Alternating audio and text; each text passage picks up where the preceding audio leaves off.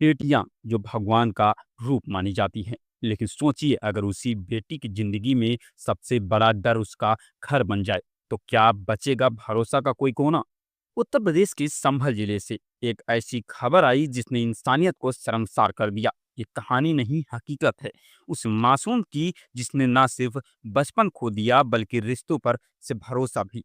ये मामला है चदोसी जिला संभल उत्तर प्रदेश का। यहाँ एक नाबालिग बच्ची ने डायल 112 पर कॉल कर पुलिस से मदद मांगी। जब पुलिस पहुंची तो जो कहानी सामने आई उसने सबको हिला कर रख दिया। एक छोटी सी बच्ची जिसे इस उम्र में गुड़िया खेलने और किताब पढ़ने की चिंता होनी चाहिए थी, वो पुलिस के सामने बैठकर बता रही थी कि उसका सौतेला बाप उसके साथ क्या क्या कर रहा था। अब सवाल उठता है, इस जुर्म में कौन कौन शामिल है। आरोपी सौतेला पिता, सह अभियुक्त खुद माँ जो सब कुछ जानकर भी चुप रही। बच्ची को धमकाया गया, डराया गया, यहाँ तक कि मारपीट भी की गई। अब सवाल उठता है, खुलासा कैसे हुआ। बच्ची ने हिम्मत दिखाई, उसने खुद 112 पर कॉल किया और कहा, मुझे बचा लीजिए, मेरे पापा बहुत गंदे हैं, मेरी माँ भी कुछ नहीं कहती। यही कॉल इस पूरे मामले का पहला दरवाजा बना।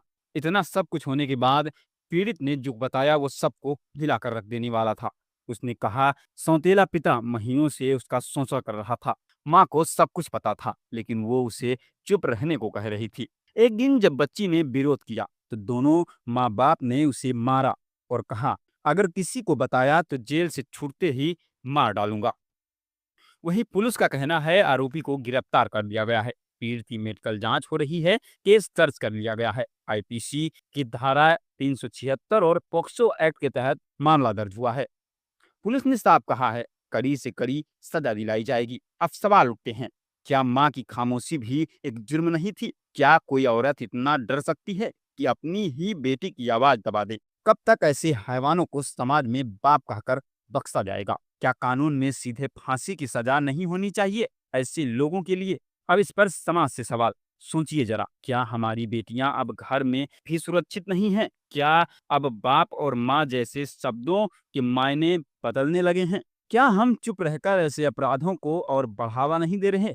सोचिए जरा उस बच्ची के बारे में जिसकी जिंदगी में सपने होने चाहिए थे। अब वहाँ डर, टूटापन और अकेलापन है। वो बच्ची सिर्फ एक शिकार नहीं, वो समाज का एक आईना है जो बता रहा है कि सबसे बड़ा अपराध सिर्फ करना नहीं, देख कर भी चुप रहना है। अब जरूरत है इंसाफ की और बदलाव की। इस बच्ची ने हिम्मत दिखाई, अब बारी है कानून की सख्ती की और समाज की जवाबदेही की। संभल से प्रदीप कुमार की रिपोर्ट, बेल्ट न्यूज। इस रिपोर्ट को जितना हो सके शेयर करें ताकि बच्चियों की आवाज कहीं दब न जाए। जय हिंद, जय भारत।